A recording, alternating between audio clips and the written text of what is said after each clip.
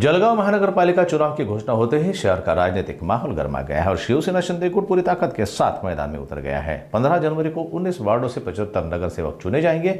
पालक मंत्री गुलाबराव पाटिल की अध्यक्षता में इच्छुक उम्मीदवारों के 4 घंटे लंबे मैराथन इंटरव्यू आयोजित किए गए। इंटरव्यू से पहले प्रशिक्षण कार्यशाला में उम्मीदवारों को चुनावी प्रक्रिया, प्रचार रणनीति और सरकारी योजनाओं की जानकारी दी गई।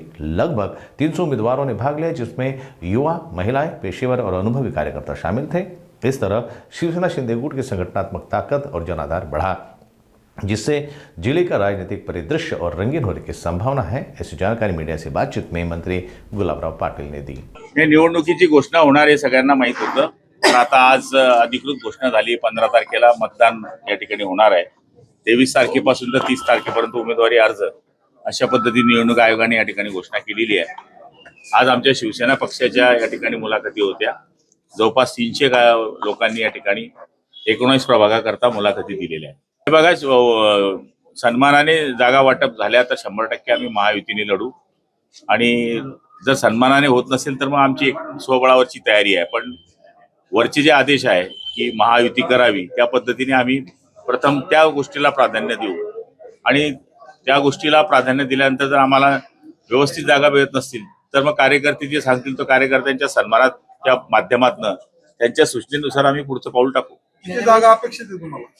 नाही, आता अजून मला आमची आता 300 आमची मुलाखती झाल्या। आता आम्ही त्याच्यावर आमची यादी छाननी करू आणि नंतर मग आम्ही टार्गेट ठरवू। हे बघा, गेल्या वेळेस पार्टनरशिप होती अर्धी अर्धा ते दिवस त्यांचा होता, अर्धा दिवस आमचा होता।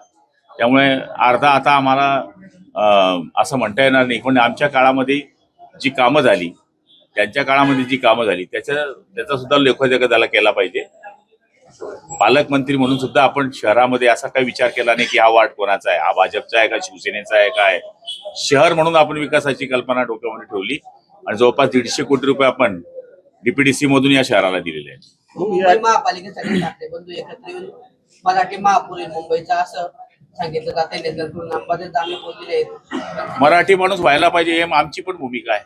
ठाकरे बंधूंची युती होईल। आता तो त्यांचा विषय आहे, त्यांनी युती करावी काय करावं हा त्यांचा विषय आहे। जळगाव महापालिकेमध्ये संदर्भात आपली काही गिरीश प्राथमिक चर्चा झालेली आहे। हे बघा, राज्य लेव्हलवर सगळ्यांची चर्चा झालेली आहे। स्थानिक लेव्हलवर बी आम्ही त्यांच्याशी चर्चा करणार आहोत आणि त्यांच्याकडे आम्ही प्रस्ताव मांडू महायुतीचा। मला खात्री आहे वरती जे राज्यावर ठरेल, खाली पण ठरेल, सन्मानपूर्वक ठरलं तर निश्चितपणाने आम्ही युती करू। सन्मानपूर्वक म्हणजे नक्की काय? हे बघा, आता ते सगळं तुम्हाला कसं सांगू, जेव्हा जागा फुटतील तेव्हा सन्मान दिसेल। प्रकाश आंबेडकरांचं वक्तव्य गेला का जे संतोष चर्चेमध्ये आहेत ते बोलले आहे की पुन्हा एकदा मुख्यमंत्री एकनाथ शिंदे होतील। हे बघा, प्रकाश आंबेडकर हे आपल्याला माहिती आहे की एक मोठे नेते आहे, बाबासाहेबांचे नातू आहेत। त्यांनी एकनाथ शिंदेच्या कामाबाबतीमध्ये पाहिलेला जी त्या 2.5 वर्षाची झलक आहे, तर त्यांनाही वाटत असेल की पुढच्या काळामध्ये मुख्यमंत्री होतील। शेवटी त्यांचं मत आहे आणि नागरिकांनी आपलं मत मागणं काही चुकीचं नाही आहे। त्यांनी सांगितलं असेल, त्यांचे आशीर्वाद असतील तर होतील। पण मुंबईच्या महापालिकेच्या निवडणुका डोळ्यासमोर ठेवून भाजप त्यांना मुख्यमंत्री करायला असं पण सांगितलं जातंय। हे बघा, मी काही मोठा माणूस नाही बाबा एवढा, मी शिंदेचा कार्यकर्ता आहे आणि मी तेवढंच बोलतो जेवढी माझी अवकात आहे। चला चला।